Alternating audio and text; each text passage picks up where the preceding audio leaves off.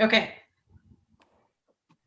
All right. Good evening, everybody. Welcome to Auburn City Council regular session of the Auburn City Council meeting, February 8th, 2021. We are just coming out of closed session and we have nothing to report. So we'll move right into our agenda. At first, let's go ahead and do the Pledge of Allegiance. If everybody could please stand for the Pledge of Allegiance, that would be great.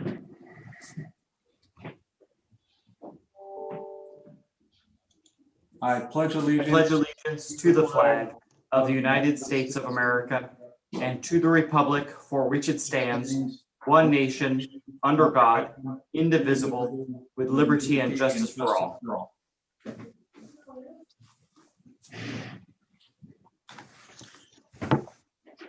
Excellent. Thank you very much for that. Next on our agenda is mayor's accommodations and proclamations. Mayor Spokely, can I do a really quick roll call for this session? Oh, you know what? That would be fantastic. Thank you, Amy. Sorry about that. No problem. Councilmember Berlant. Here. Amara. Here. Dowden Calvillo. Present. Riddell Harris. Here. And Mayor Spokely. Here. Thank you. All right. Now, next on our agenda is accommodations and proclamations. And we have a proclamation for a very special person in our community. And there he is. I see him coming into our meeting. Mr. Nick Willick, who's, boy, I mean, try to count the positions in the city that he hasn't held. That's more challenging than the ones he has. Amy, I'm looking for the actual proclamation and I'm not seeing it on the agenda. I can share screen it if you'd like. That'd be great.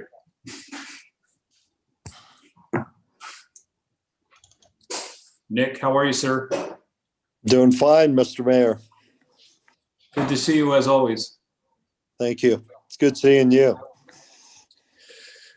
All right, Nick, I'm going to ask before we do the presentation of this commendation. I was talking with John this morning and talking about the different positions you've held. Obviously, police chief. I think, didn't you serve a stint as the city manager? Yes, almost 6 years. Oh, that's not a stint. That's a pretty long haul. It seemed like a lifetime. And you look fantastic. So you survived. Yeah. So Nick, what other were you like city engineer? Did you do anything else? No, I was primarily, of course, with the police department, and then I did the 6 years as city manager, and the city gave me the opportunity to go back to the police department, and I finished my career there. Very rewarding. Matter of fact, it was about 49 years ago. The city gave me the opportunity when they hired me as a rookie police officer. So I thank the city of Auburn for that. And obviously we're here tonight to thank you for your service, not only in those capacities, but as a planning commissioner for many years. I had the honor of serving with you on the planning commission for a little stint, and certainly you and I kind of worked elbow to elbow on kind of building the new Chamber of Commerce in its current location. So that was certainly a pleasure for me. You do tremendous things for our city. So this is just a little, token that we can provide to you for all the service, Nick, that you've provided over the years. Well, thank you very much. To be real honest with you, I almost feel like I should be thanking you for the opportunity both to serve on the planning commission and also with the city for 34 years. I think we all know that Auburn is a very special place. It's a place where we all love to live. We raised our children, and it's that special place we love to call home. So I appreciate the opportunity to serve on the Planning Commission, and if in the future other opportunities present themselves, please feel free to call on me. Oh, you better be careful with that, Nick. All right, let's go ahead with the commendation. And again, thank you very much, Nick, for all of your decades, many decades of service to the city of Auburn. I'll go ahead and read this now. City of Auburn commendation for Mr. Nick Willock. Whereas the city of Auburn would like to recognize Nick Willock for his efforts in support of this community. And after dedicating over 33 years to the city of Auburn as both police chief and city manager, Nick was appointed to the Auburn Planning Commission by Council Member Dr. Bill Kirby in February 2023. Nick has served the Planning Commission and the Historic Design Review Commission for the past 8 years. Nick's mission was to keep the character of Auburn community preserved as Auburn grew and evolved. Nick was always well prepared and willing to listen to all sides of an issue before making a decision. Nick's decisions were well thought out, fair, and represented what was best for the applicant as well as the Auburn community. Nick's fellow commissioners enjoyed his time on the commission and found him to be a great asset to the commission and the city.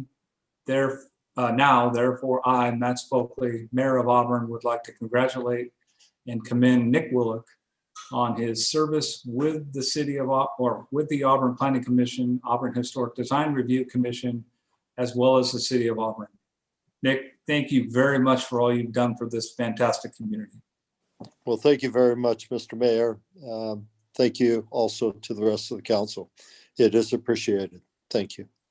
I think we have some folks. I think I saw Sandy's hand go up first. Yes, thank you, Mayor Spokley. Nick, thank you for all you've done, and it was a pleasure serving with you on Planning Commission for the few years that we were served together. And I know you're a busy guy. You'll be in and out. I'll see you all around a lot. So anyway, thanks for all you do, Nick. Thank you. We'll jump over to Daniel. Nick, I just wanted to take a moment and recognize your efforts every Christmas. The thing that you do the best in all of these plethora of roles you've played is ensure that our Christmas tree in downtown always looks really nice come the holiday season. So I hope that continues. So this is just an opportunity for us to thank you, not just for your time on the Planning Commission, which was very vital, but for your work continuing to make sure that Christmas tree stays very, very well pristine and decorated. Well, thank you for the opportunity to do that. It's one of my passions, so thank you. And I saw Alice's hand, but I also see you, Amy. So we'll go to Alice first. Hi, Nick. Good to see you again.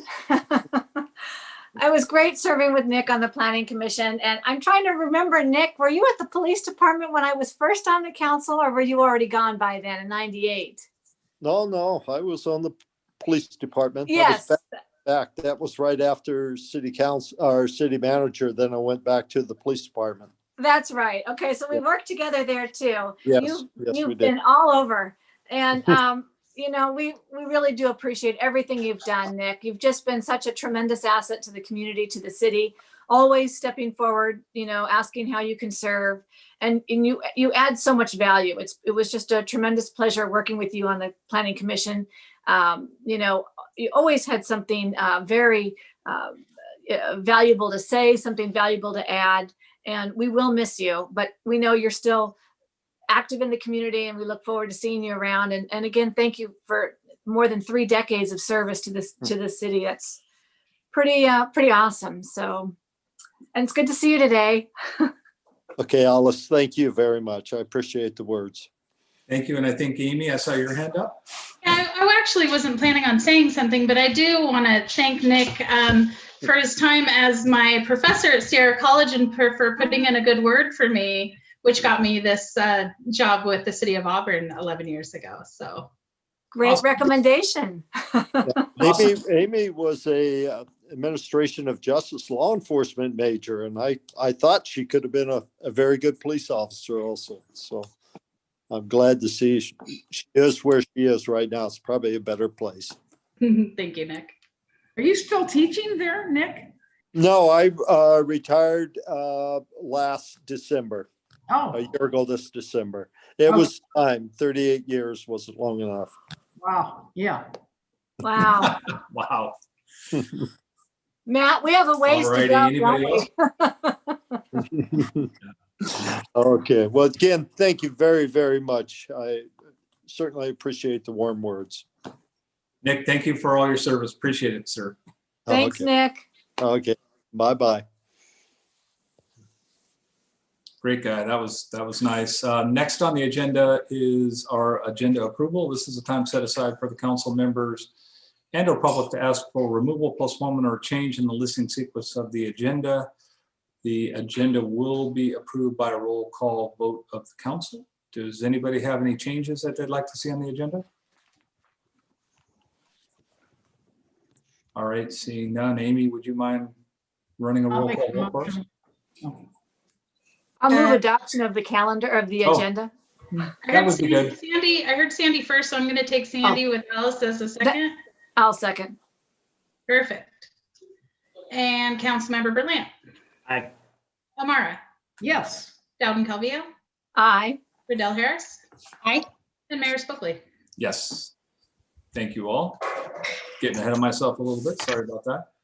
Next on the agenda is our consent calendar. All matters listed on the consent calendar are considered to be routine in nature and will be approved by one blanket motion with a roll call vote. There will be no separate discussion on these items unless persons request separate specific items to be removed from the consent calendar for discussion and separate action. Any items removed will be discussed or will be considered after the approval of the consent calendar. Do any of the council members have any items that they'd like to remove from the consent calendar? See a lot of shaking heads. That's good. Any members of the public have any items they want to remove from the consent?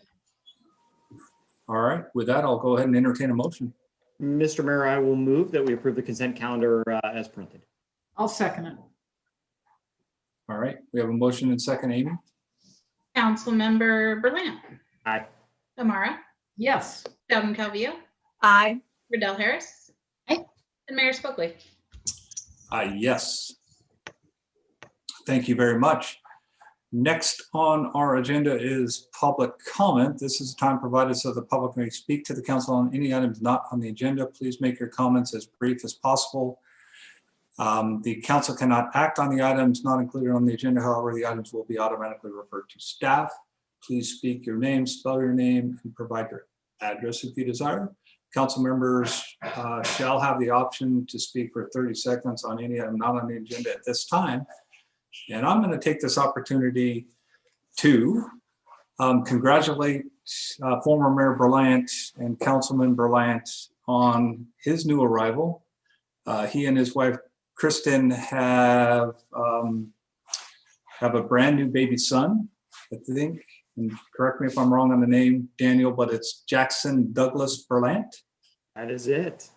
Wow, how exciting. Born February 5th. So we have a new member of our community, and if he's anything like his dad, I'm sure he's going to do great things in our community. So congratulations, Daniel and Kristen. Very, crazy times for you guys ahead. I went through it obviously with my two girls. There, nice. Oh, Amy. there he is. That's awesome. This is in his better form, what I like to call the sleeping form. Oh, that's regardless. Well, thank you. Yeah, a very long delivery for my poor wife. I had the easy job of just telling her to push, but the baby's he's doing very well. We're very excited, and I just want to say to the four of you, plus John and Amy, and really a lot of people in the community have really sent a lot of good advice and a lot of good gifts. And I do want to recognize, I learned that Amy and Jackie Weston at the Chamber put together a Food Jets gift for me. So when we came home and we were exhausted and tired, we just called local heroes and Food Jets delivered it. And so that was very nice of them. But really, thank you to everybody for it. It's definitely a change in my life, as those of you who are parents have been. And I look forward to when he's able to come out. He'll wear his new onesie that Amy got him that says "Made in Auburn," and so we'll look forward to introduce him. Of course, the cat is appearance, not the baby tonight. But anyways, thank you very much, Mr. Mayor. I appreciate that. So enjoy these times. They were certainly fantastic for me. My wife and I were just last night talking about how really cool it is to have kids that are actually adults and we can hang out and go out to dinner with them and stuff. So you've got a lot of fun ahead of you. Congratulations and best of luck. I'm sure everything will be wonderful. Thank you very much.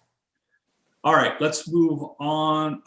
To other council members. Do any other council members have items? I see Sandy's hand up first. Sandy, go ahead. Thank you, Mayor Spokely.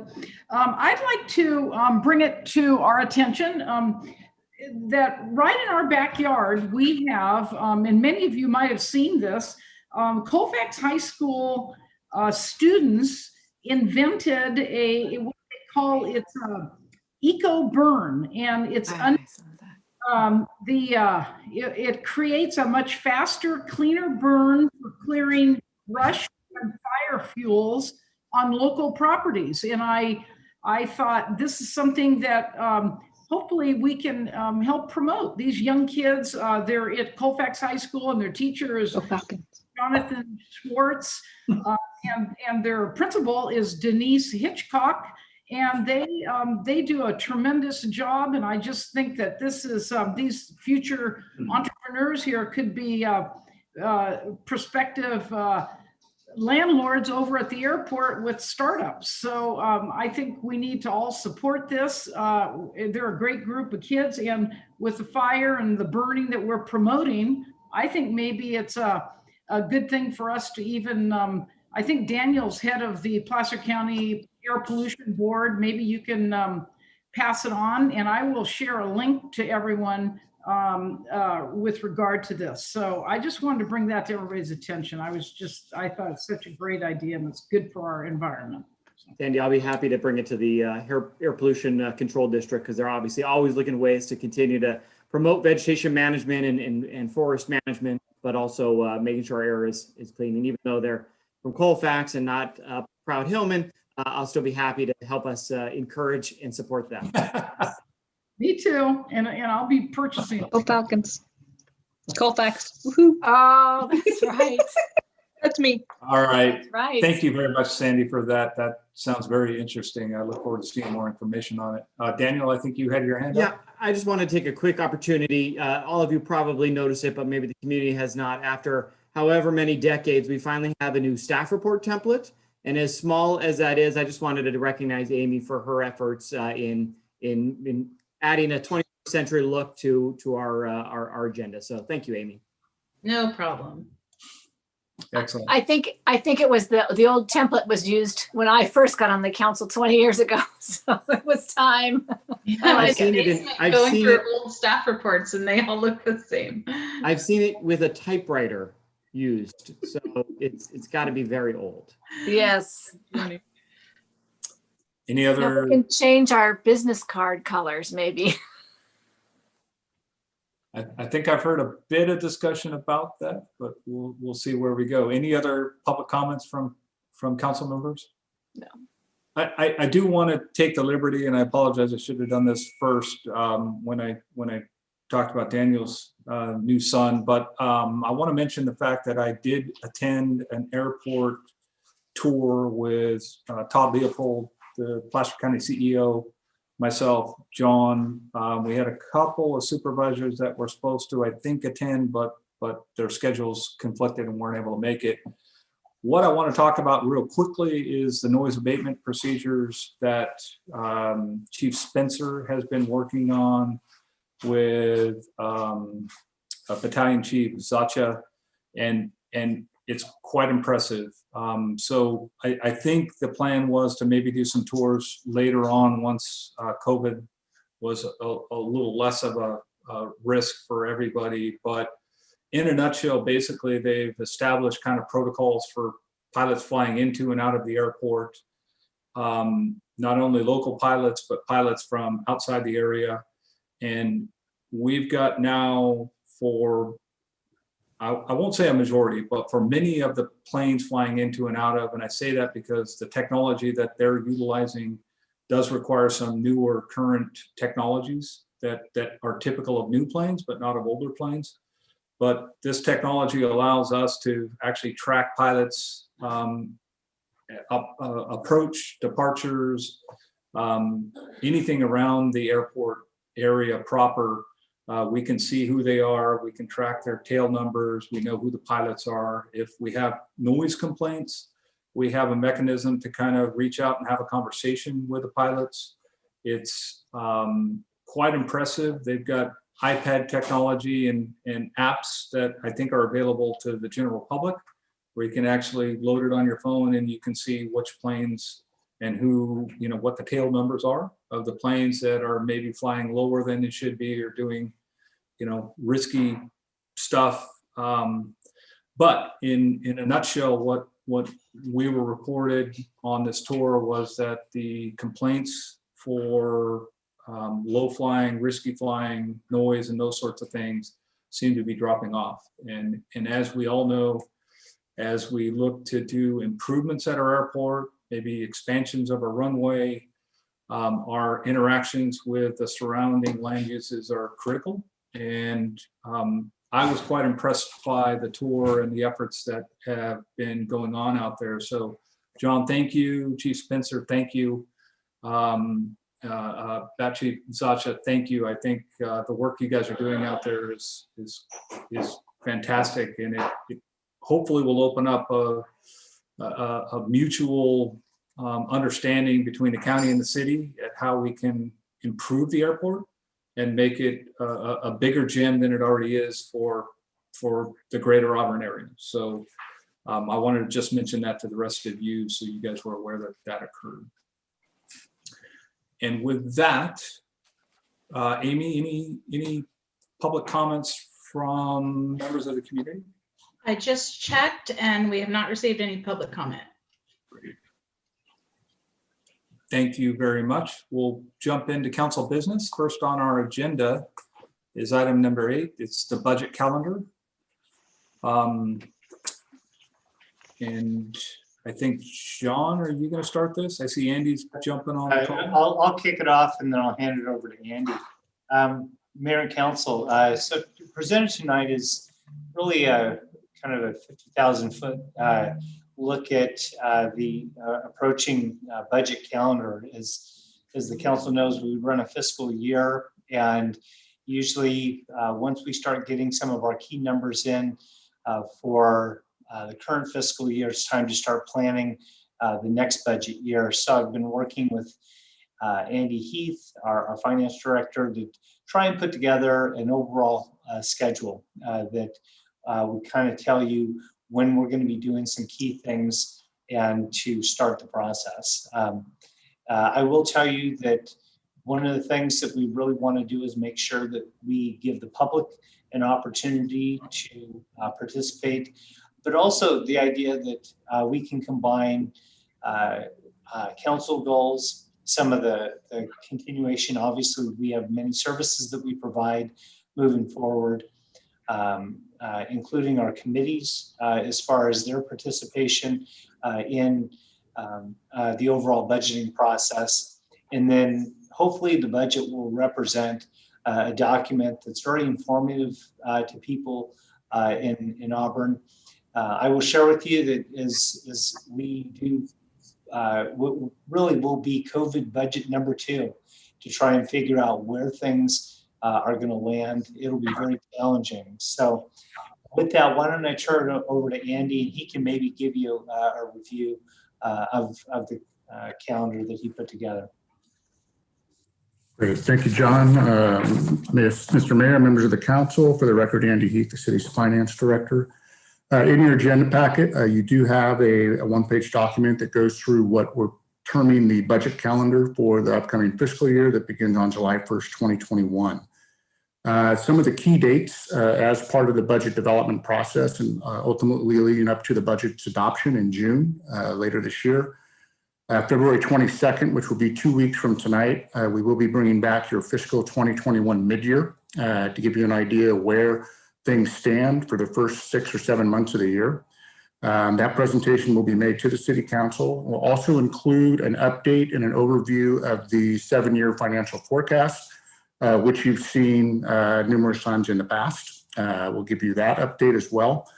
And keep in mind, there are several things that are on tap for the remainder of this fiscal year that at this point in time are hard to project. So this forecast that you'll see may or may not include facets of what's coming, but keep in mind that we have a pension obligation bond, which is going through the validation process right now, which will have a marked impact on future general fund revenues, our expenditures, where expenditures will be significantly less in the future. And then also, as John mentioned at the outset of this item, COVID budget number 2. We really, we have a lot of data, but we don't have all the data. We don't know how the economy is going to look as it continues to progress out of COVID, or when out of COVID is actually defined. So a couple of things remain on the horizon, but we'll do our best to put a good mid-year together for you and then lead that into the forecast. So that'll be in a couple of weeks. Over the course of the remainder of this month and in March of 2021, there'll be some staff goal setting and strategic planning with the City Council, where staff will get together with the City Council and actually do some goal setting, as John mentioned. During the first part of March, March 1st through the 19th, both John and I will begin to meet with department heads to review their base budget. That is what they typically get from year to year on an ongoing basis. And then with that, any supplemental or augmentation requests that they have, and look at all funds across the city. So we not only have the general fund, we have a couple of enterprises we work with, particularly sewer and the airport, and then also transportation and transit round out the larger funds in the city. We'll meet with department heads to develop and refine what is coming to you as a 5-year capital plan. Where we'll look at the major capital expenditures that the city will likely have over the next 5 years and begin to plug those into the budget. So that will be added into the budget document for fiscal 21-22. And then more importantly, we will know what our funding requirements are going to be for some of the prioritized capital projects over time, so we can build those into the general fund forecast, so you can see what that looks like. And then more importantly, any other forecasts we put together for some of the capital funds where the majority, or the enterprise funds where the majority of capital expenditures lie. On April 12th, 2021, we'll have the first budget workshop with the City Council. That is during a regularly scheduled council meeting. So we'll see where that goes. But during that workshop, we'll do department presentations on the base budget and service delivery for departments. We'll do an overview of prioritized recommended supplemental and augmentation requests that we'll bring forward. And then most importantly, we'll go over that 5-year capital plan with the council for the first time. I put in a placeholder in there for another budget workshop to the extent the council does desire another workshop subsequent to the April 12th workshop, 2 weeks later on April 26th. You can even do one in May if you wanted to. And then we'd like to bring the budget back for formal adoption on June 14th, which is the first council meeting in June, where we'll consider that adopted budget and the 5-year capital plan. I mean, in the event the council has any changes or something different that they want to do as it comes out during that June 14th meeting, you can always wait till the 28th to adopt the final budget if you like, as long as we get it done before July 1st. So I will stop there. That's quite a mouthful, and leave it to the council for any comments or questions or direction that you might have. Andy, thank you very much for the calendar update on the budget cycle. I think I saw Daniel's hand pop up first, so I'll go over to Daniel for questions. Great, thank you, Mr. Mayor. Andy, my only question, and I had a good conversation with John about this, so I know they're not being left out, but what would you envision the plan to be for the committees as far as at least working with them through their budget, any changes to their budget? As you know, in past years, they've presented to us. I don't know if you've had some thoughts. Is that what that TBA workshop could look like, or anything different this year that you're proposing? So, I'll leave the ultimate decision to John, or recommendation to John. But, if we're going to do it similar to the way we've done it in the past, I would recommend that the committees be ready to do some sort of a formal presentation to the city council on their budget needs on April 12th with that first workshop. I think that would give them plenty of time to put the information together. And then more importantly, plenty of time for the council to consider prior to the June 14th adoption. Yeah, no, if I might add, so this has been a very difficult year. If you look at many of the goals and the things that the committees have, tomorrow night is the economic committee meeting, and they haven't been able to do anything that was in their forecasted plans. Basically, they've been just, throttled as far as what they can do. So I think sitting down with each one of the committees, having them have an active budget of things that they are going to do, and having them present those recommendations to the council. Council was very generous with the committees, held everybody's funds as they had been presented. But I think as with the staff, as with the committees, the idea that they present a budget and say, this is what we're going to do. So there's a correlation.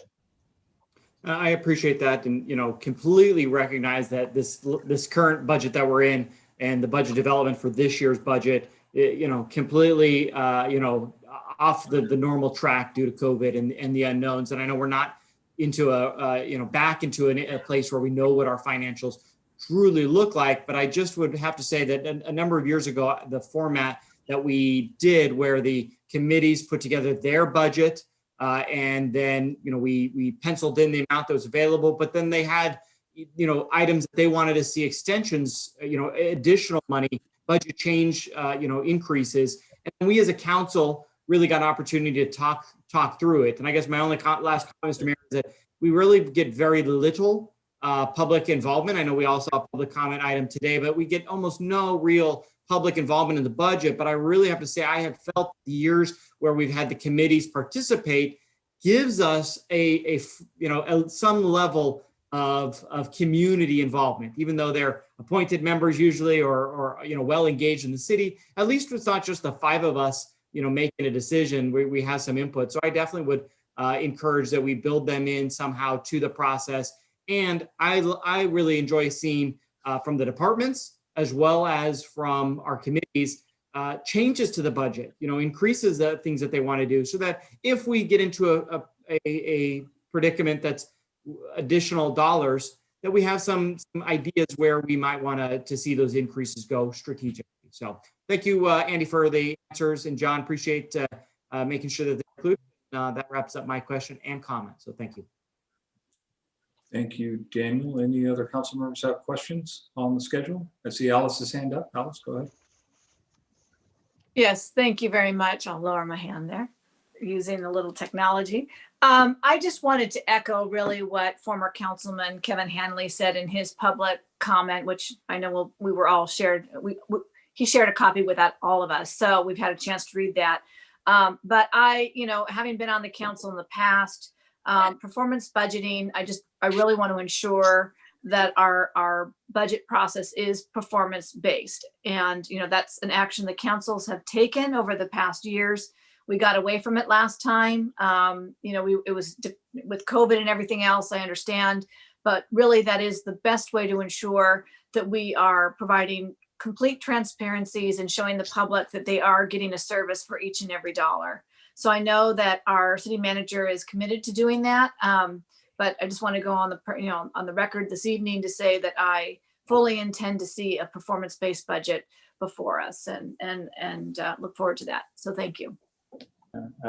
Mayor and Council, if I might respond.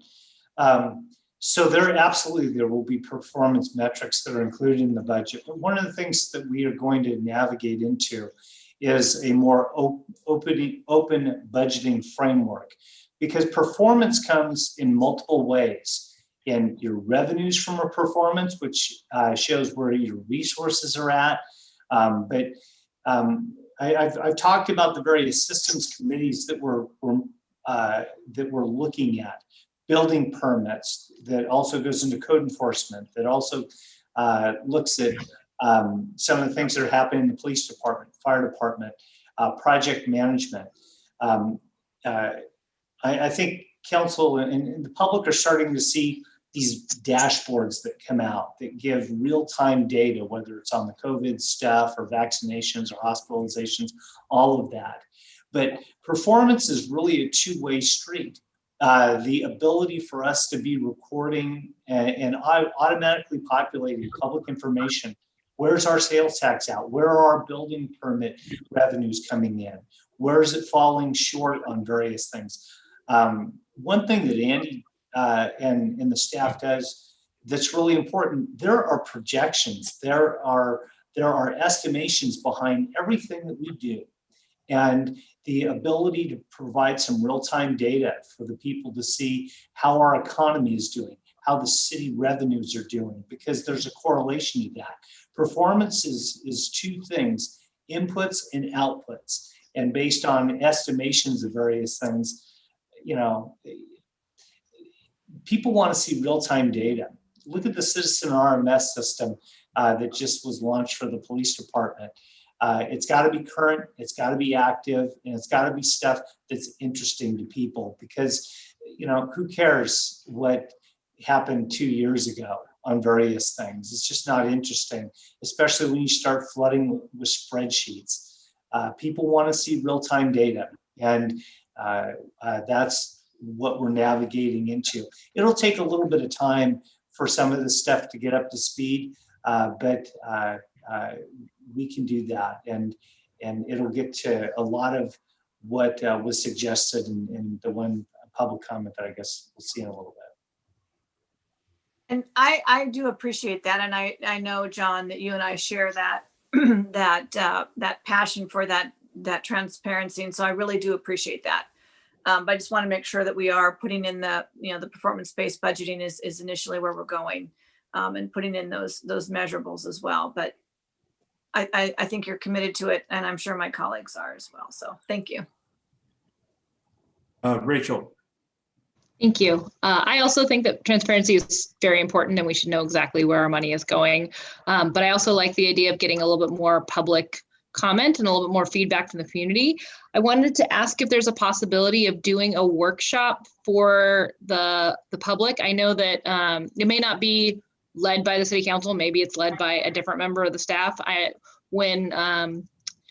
When the school board was wanting some feedback on COVID, it was really helpful for them to have a workshop that the parents could come in and just talk about what was important to them. And I feel like having a workshop that's less formal than a city council meeting, where they can actually interact and not have to submit public comment in a written form, and not through necessarily a committee, but something where they could just be in that meeting. And maybe it's in the middle of the day, on a lunch hour, or maybe it's in the evening if that's most convenient. But I feel like maybe having just a half an hour where we can put out to the public, hey, if you want to know more about how our budget works and want to tell us what's important to you, it'd be nice to give that opportunity to the public for them to give us that feedback. Thank you, Rachel. That certainly is what we've done in the past. The benefit we've had in the past, obviously, is that we're able to do it in person. Trying to do something similar in a Zoom meeting. We actually talked about this, John and I, about is it better for us to hold the meetings related to the budget process during our normal scheduled meeting times? Is it better to hold them then, or to try to do something where we're out of sequence with what our normal schedule is? I'm open to doing something like a workshop, but until we're further along with distribution of vaccines, I think it's going to be virtual. Oh yeah, I'm planning on virtual. I mean, the school board did it with like 100 people virtual. It can be done. Yeah. Yeah, I would agree with that. I think that's a great idea. And you know, it might be good just to do one, like I think what Rachel suggested, in the middle of the day. Some people can't make the evening ones, you know, meetings, and I think that might hit, you know, might be an opportunity, and it doesn't have to be that long. It's input and for us to hear and all take in. And I also want to say that I agree that we also have to really take serious and give ample time and energy to the committees. They do put a lot of work and effort in, so I would agree with that as well. So thank you. Thank you. Rachel? Sorry, one last thing. I did get some feedback from one of the committee members that it's important for us to not just say what we'd like to do, but also the things that we're not going to do. It's really important for us to share it's nice to say yes to everything, but people know that's not possible. So they don't want to work on things that aren't possible. So being very clear with them, these are the things we want to do, and these are the things that we don't think are a priority. They'd like a little bit more direction on that too. That's great. Thank you for that. I think I think the input from the committees and commissions is critical. We've done it in every year past that I've been on the council. I think that's important for us to continue that process. Let's maybe circle back to the workshop idea. Again, there was some intention on trying to hold the budget conversations to the normal council meeting dates. What's the rest of the council thinking? I've heard, I think, from Rachel and from Sandy about doing kind of an atypical time for some sort of a more casual workshop. I'm not in disagreement in any way. I think any input we can get from the community is good. But Daniel, I saw your hand up. Just based on your question, my 2 cents would be, I think that in talking to John too on this subject, it makes sense that we are, keeping to our normal city council meetings because they are, well known. However, I think the idea of, especially in this world that we're in with Zoom, it is very convenient that for staff to be able to hold a 30, 45 minutes to an hour, maybe a little less formal workshop where they can present, the budget, but then also take feedback. And then even if the 5 of us aren't there, we get that brought back to us and presented to us. And so we're kind of killing 2 birds with 1 stone. We're still keeping us informed. We're still keeping those who are the small minority, but the loyalists who watch every city council meeting, they stay informed. But I bet we'll be able to actually reach a whole new audience with Zoom, because I'll tell you, sitting on the school board that Rachel, mentioned, we were lucky if we had 1 or 2 parents who would come to the meetings. I watched, obviously there's a lot more attention, and they have 100 parents watching. So I think that we'll have a good turnout on Zoom. And I think using that tool combined with our more traditional city council discussions, to me, seems like a real good route. And unless I hear from you, Alice, that you're opposed, I think that we just do this. Let's get on our calendar. Let's add to our calendar a workshop. I would like to be there, so I'd like to find a time and date where we can block out some time and hold this thing. Maybe we can get a survey out to the council and pick a date that works for all of us first, and then we'll put it out to the community. Alice, you wanted to say something? I was just going to say you can even do 2. I mean, you can do 1 in the evening, you can do 1 at lunchtime, because, not all the council members would need to be present. It's going to be recorded. And so I would encourage us to do 2, really. I mean, I've always been supportive of the public's input in the budget process. And like you said, Mr. Mayor, we've done that in the past. So with Zoom, why not? We have 1 in the evening and 1 at lunchtime. I think that'd be great. John and Andy, is that something we can squeeze into the schedule? Maybe hold these in March or April? Yeah, absolutely. Actually, Chief Spencer and I were kicking around some ideas on how to do some of the goal setting.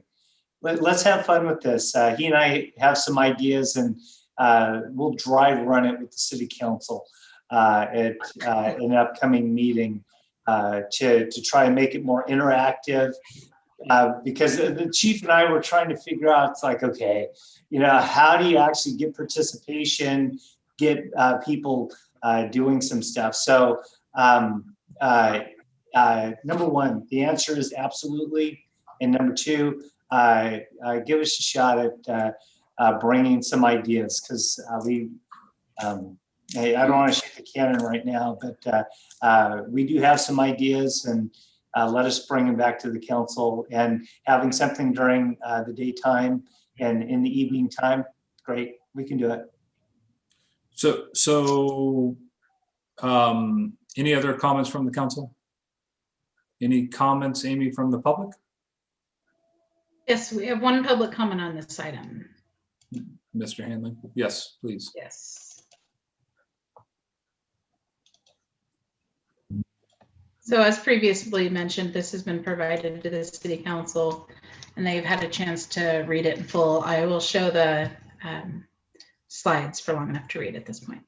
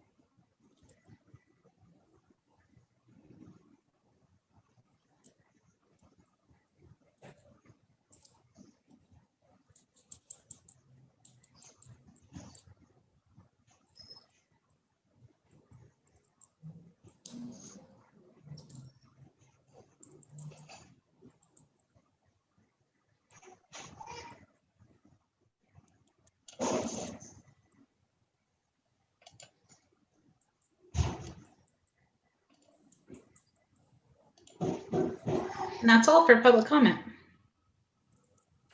Alrighty, thank you very much, Amy.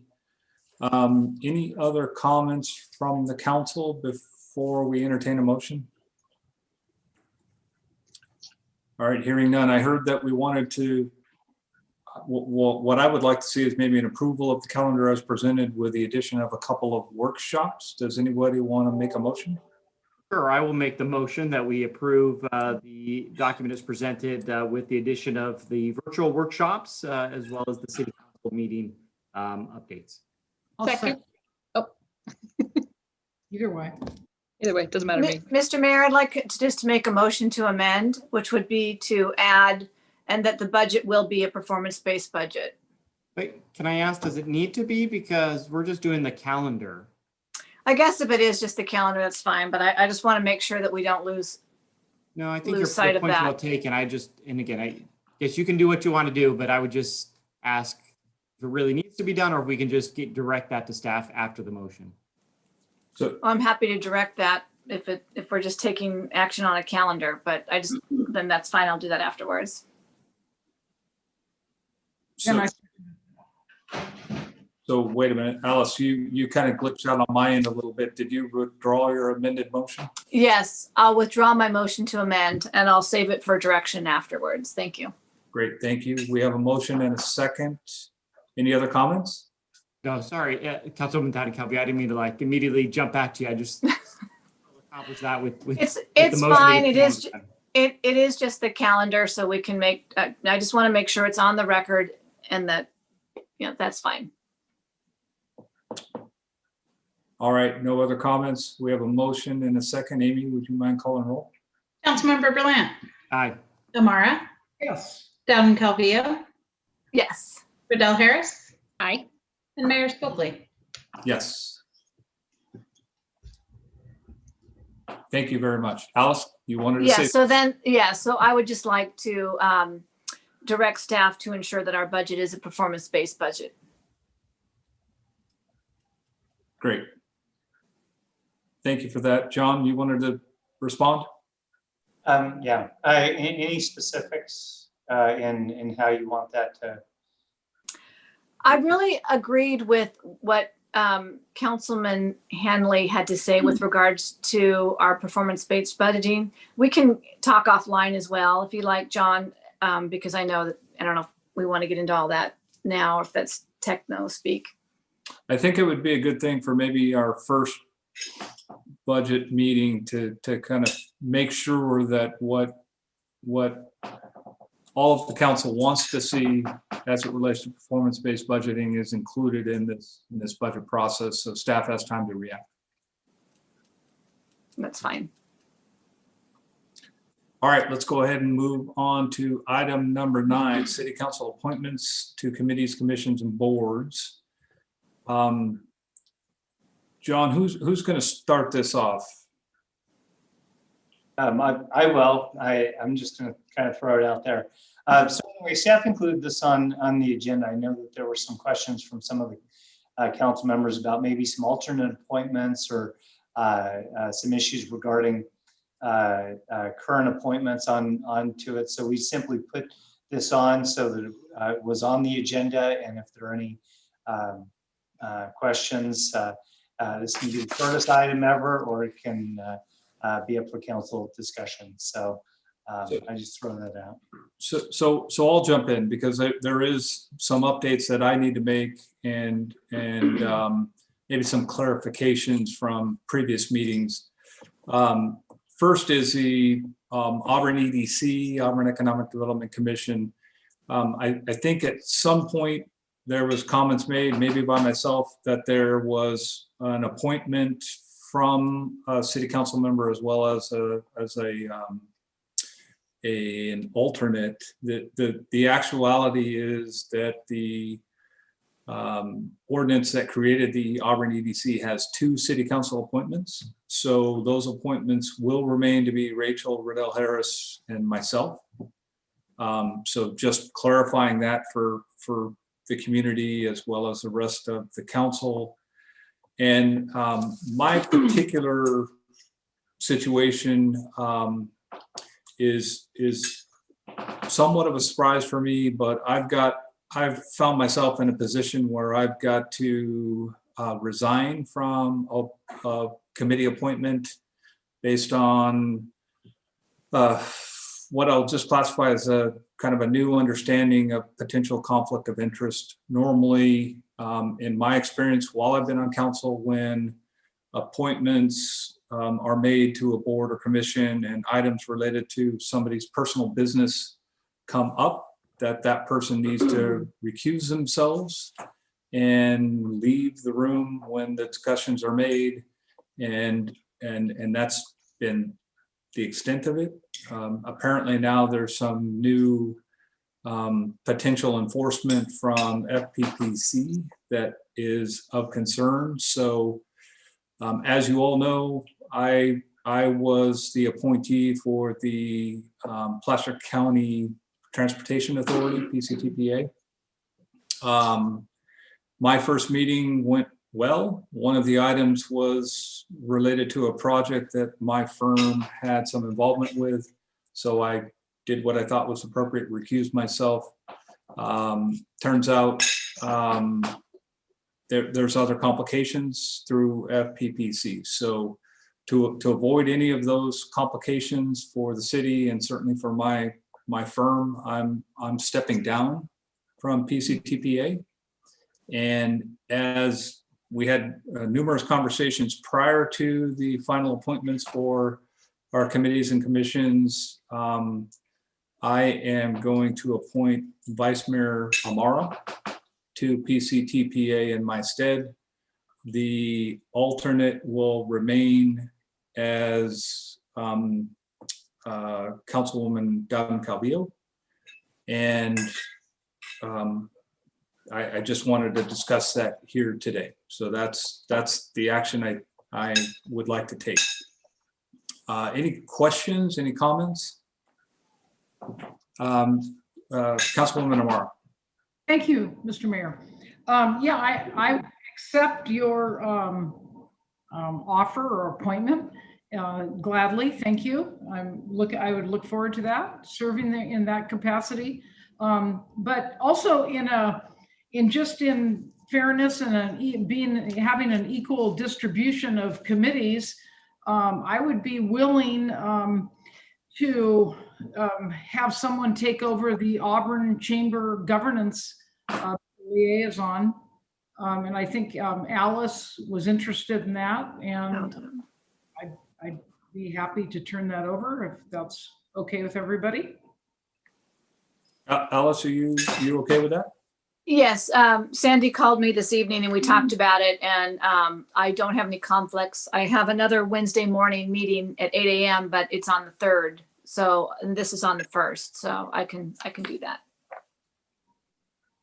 Any other comments on the appointments, questions on the appointments, or concerns?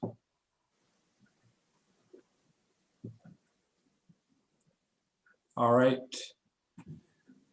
Hearing none. Amy, you're clear on all of that? Yeah, could I get a motion to appoint Councilmember Amara to PCTPA? And I think I'll have both Amara and Dowden Calvillo abstain from the vote because there's a stipend involved on the board.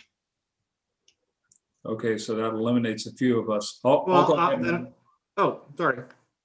Go ahead, Daniel. Okay, I was just going to go ahead and make the motion that we approve appointing Councilwoman Amara to the Dallas County Transportation Agency. I'll second. All righty, thank you. Motion and a second. Amy, you want to call roll? Sure. So let's see. I have Councilmember Berlant, Aye. Riddell Harris, Aye. and Mayor Spokley. Yes. Perfect. Thank you. Thank you all, and I apologize for that, but it needed to be done, so I appreciate it. Alice, go ahead. Yes, Mr. Mayor, do we need to take any further action on the other changes to the committee assignments? I think we're squared away. Amy will update. Okay, I just wanted to make sure that we didn't need to ratify any of the other, because there were several other changes. So I just want to make sure we didn't have to ratify those. Okay. And Gary, we're good, right? We got everything covered with that motion? Yes, I think you made both the changes in the single motion as I understood it. So I think it's been done.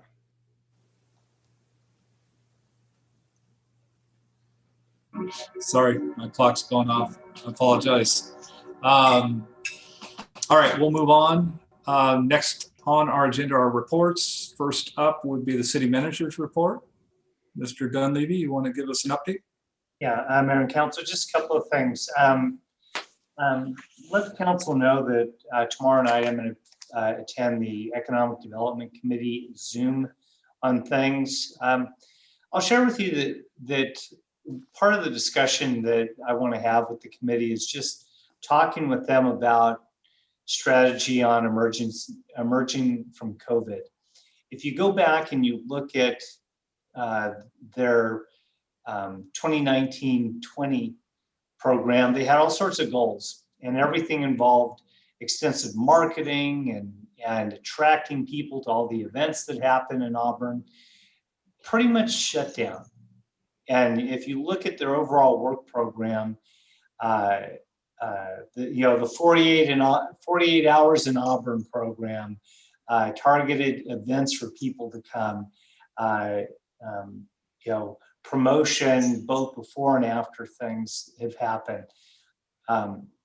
Working with the businesses, we've now gone almost 10 months, of which 7 of those months people can't even go to the businesses, restaurants or the like. So I think I'm going to try and engage the committee to try and where we want to go as far as working on overall COVID, post-COVID on economic development things.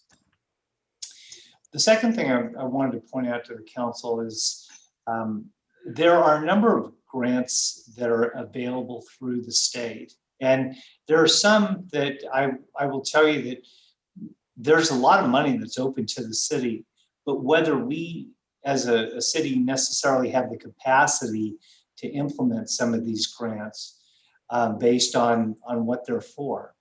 I'll give you an example. There's a $452,000 grant, which the city would be eligible to go for. But in that case, there are three main uses for the money, and they all have to have a direct and unequivocal nexus to COVID on it.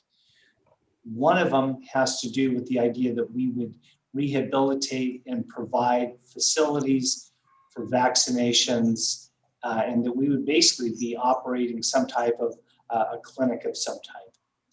The other would be direct assistance in putting on programs for the provision of housing for homeless people.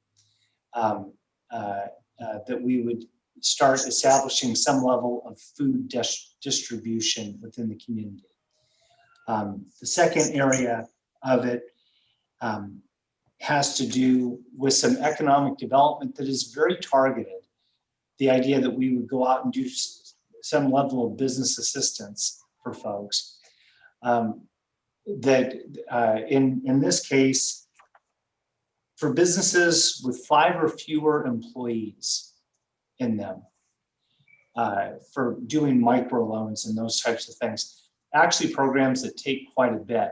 And I will tell you, I really enjoy grants and I love to get money. The Plaster 3 stuff was super easy, and we brought in a lot of money to help the businesses for things that we actually want to do. I always warn people that grants are taking other people's money to do what they want to do, not necessarily what you want to do. In this case, I will tell you that my intent is to talk with the county to see if they can't use some of this money versus us going, because our ability to start ramping up either clinic facilities or types of things is basically zero. So, you know, sometimes people will say, well, gosh, the city was eligible for, but you didn't go for that grant. Sometimes it's just not a good idea to go for some grants based on other things that you're working on. And I'm working on a number of grants. The city has 2 grants out there. One is a micro enterprise loan program. The other is related to doing a technical assistance planning grant. The micro enterprise stuff is available through state housing community development. It's what they call over the counter. You'll hear about OTC grants. The idea that we would or wouldn't go for certain grants doesn't necessarily mean that we couldn't go for them later if we ran into those, because you can always go to housing community development and say, hey, what type of micro enterprise loans do you have to actually help somebody? But I'll tell you, especially in the CDBG area, struggling a little bit based on just the capacity that we have on our staff to do some of these things. And not that they're not important, but they certainly are some things that probably wouldn't be the front burner issue that the council has had. So I can tell you that my plan is to talk with the folks with Placer County. They certainly have been generous to see if they don't have some use for some of these monies. And not that I ever say that you want to walk away from some things, but like I said, some of them are not necessarily front burner issues. So anyway, I'd be happy to answer any questions, and that's my report. Rachel's hand up. Rachel. Thank you.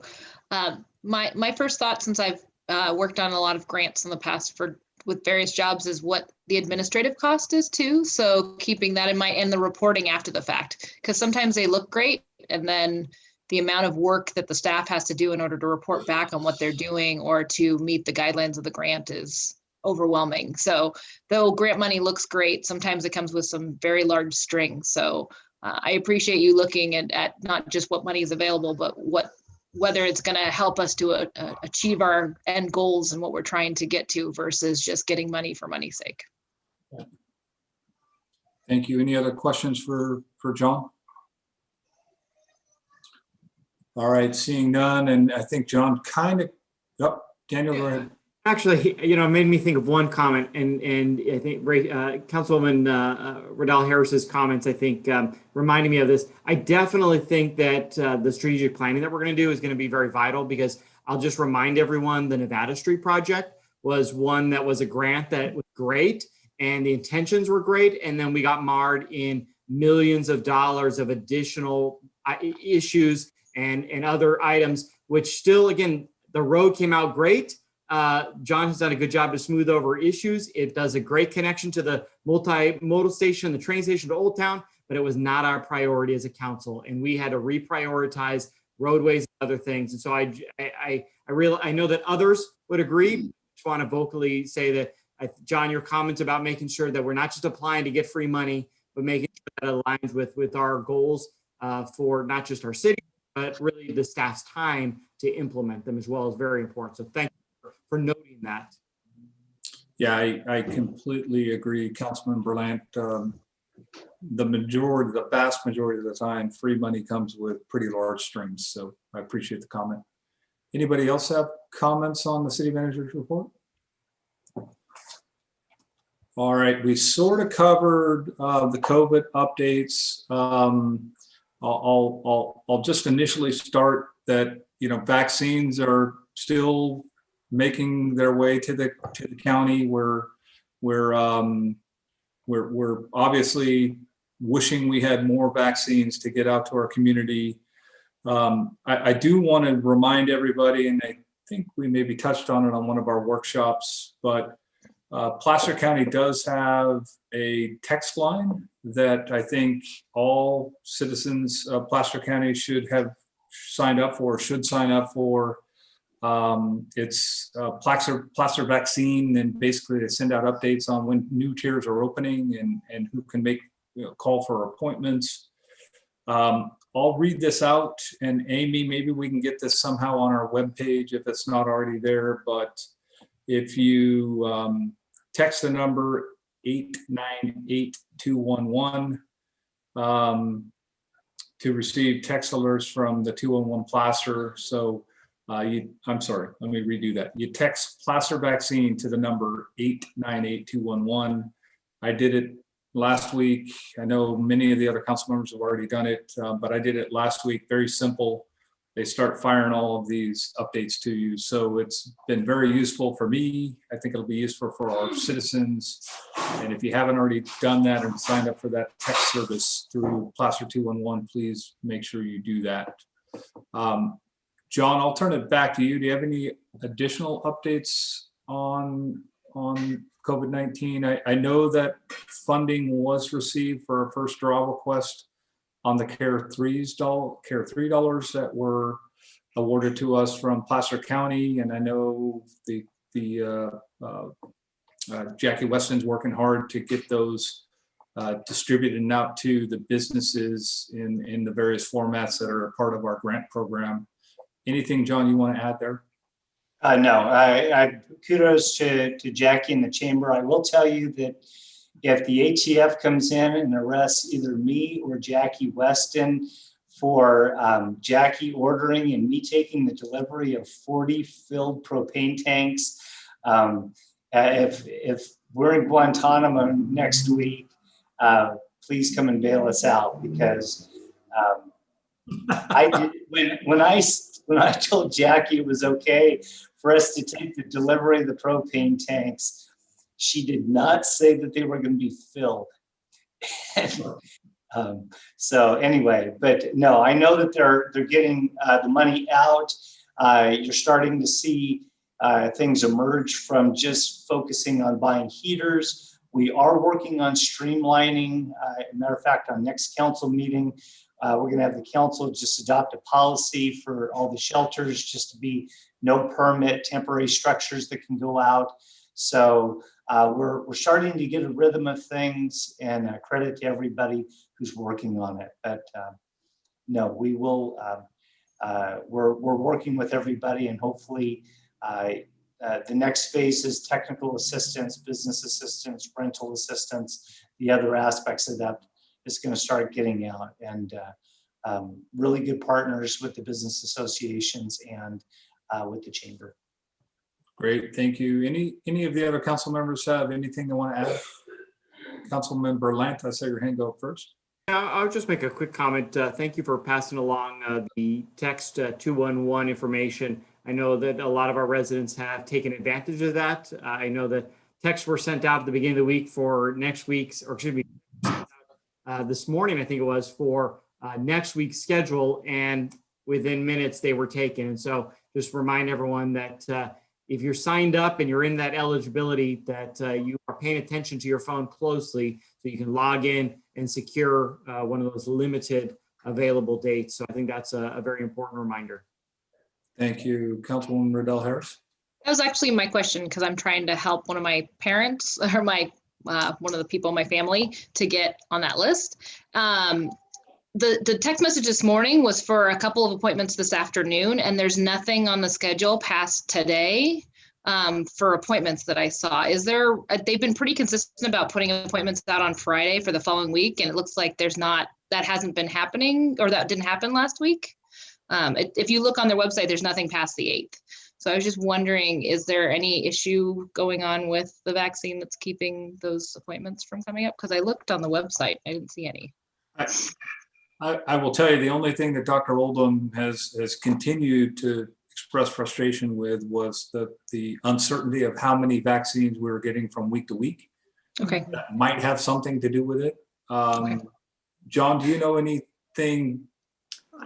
Or if somebody else knows something, that's fine. Or wait, Yeah, I see hands here. I'll go to Alice, you first. I was just going to say that the notice you got today was probably because they had some cancellations, and so those appointments opened up at the last minute. But I thought that they did do a text alert on Friday. They do 2 different alerts. One goes to what's happening up at Tahoe, Truckee area, and then also for Roseville. So I do think I saw one for Friday, but today's was probably just because someone canceled. But they've been pretty consistent about Friday for Friday is their usual day. Okay. And Daniel, did you have something? My only update is get on the text alert. That is the best bet, and it'll probably stay the most current. Whenever you hear the county health staff talking about it, that's the first thing out of their mouth. So I think that's their priority. Yeah. Sutter has gone down to 65, so that's nice. A lot of people are still waiting for Kaiser to move down from 75. Yeah. Daniel, did you have something you wanted to add? Yeah, I was just gonna say, my educated speculation would be the prioritization of second doses.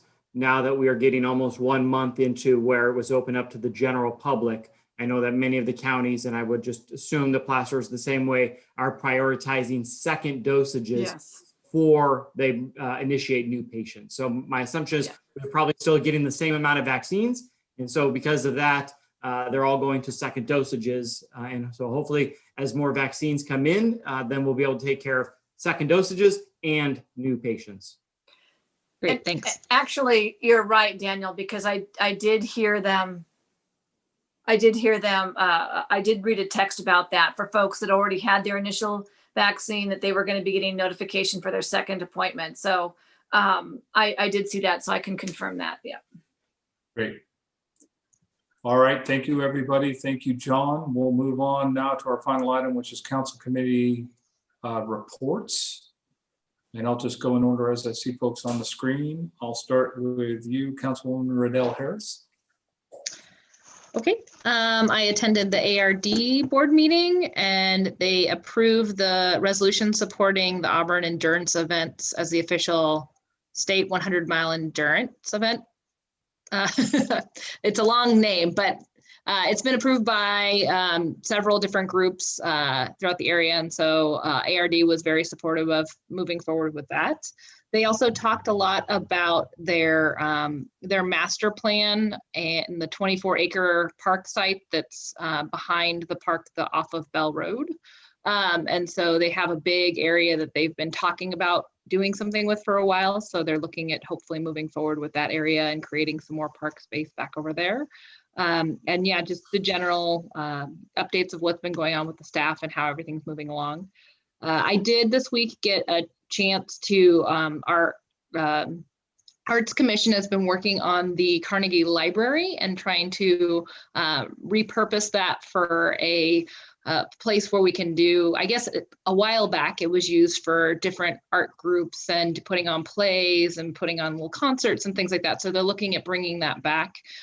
So April was able to give me a tour of the library and kind of what their thoughts are and how they would deal with ADA and all that kind of, all that. So it was really interesting. I'm really excited about that. And so we've been talking more about how to move that process forward and make some headway on that project. And those are the two major things I did this week, the last 2 weeks. Thank you very much for that report back. Appreciate it. I'll jump down to Councilwoman Dowden Calvillo.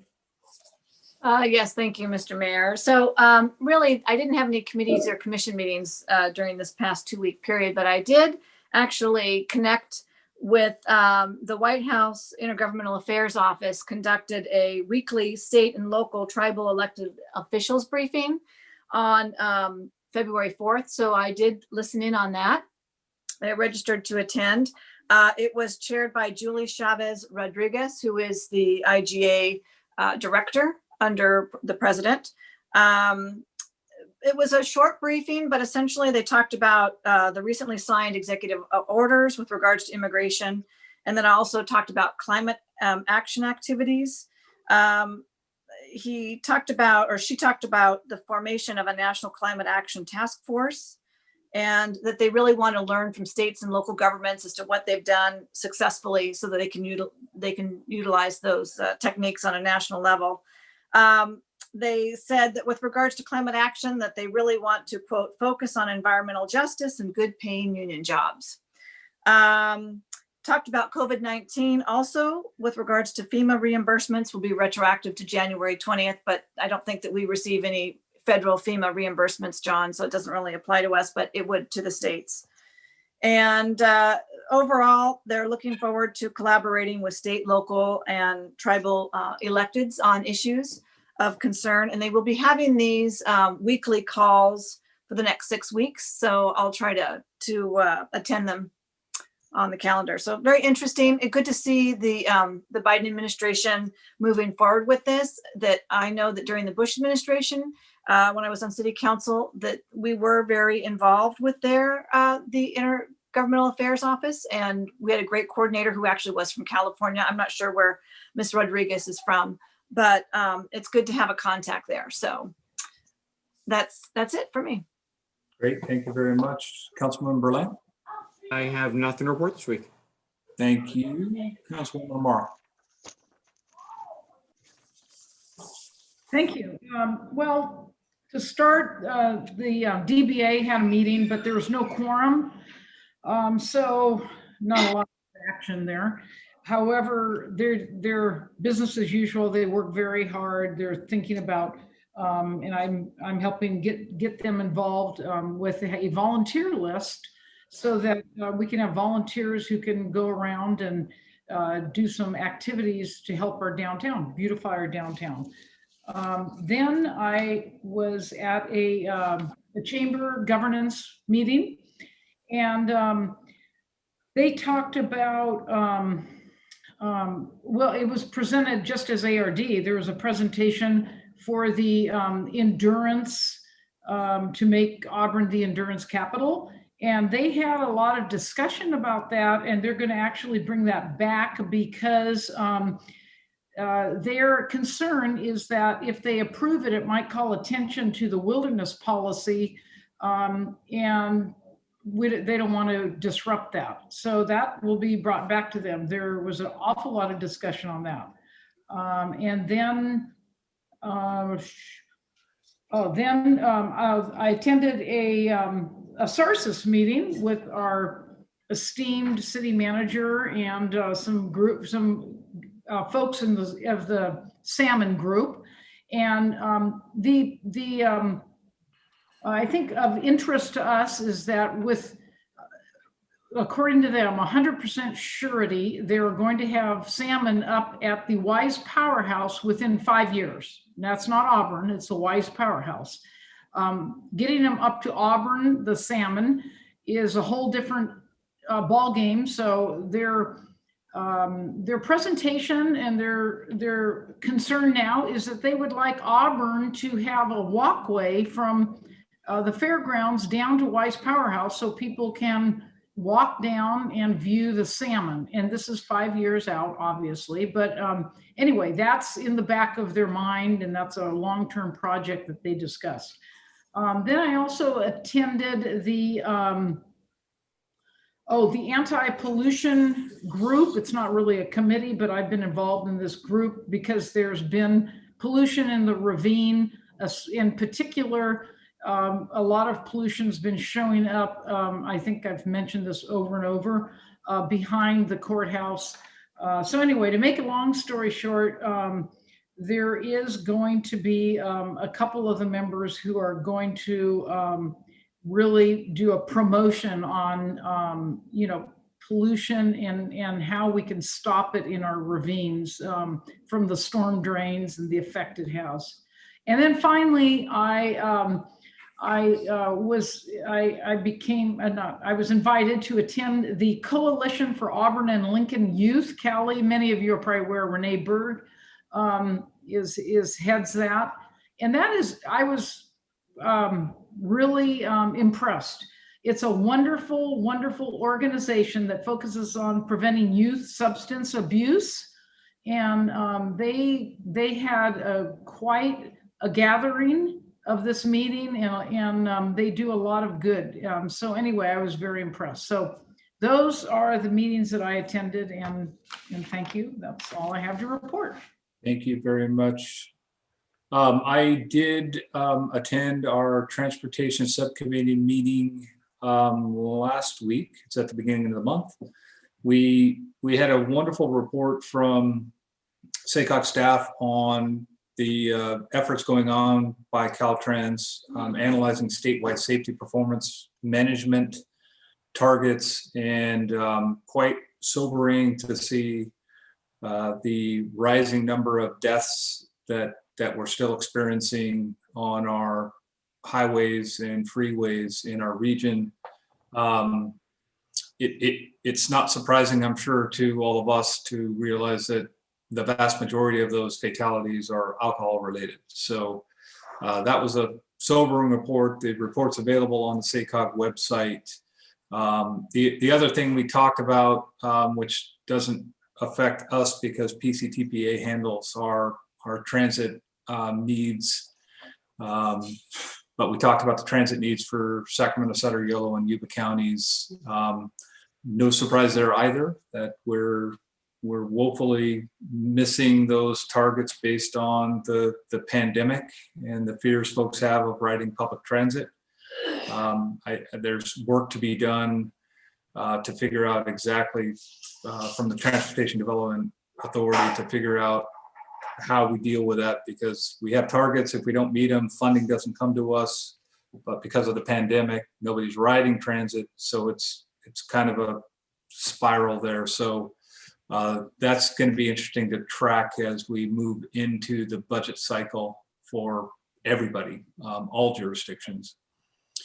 And tomorrow we have our EDC meeting. Rachel and I have our EDC meeting. So that's my report.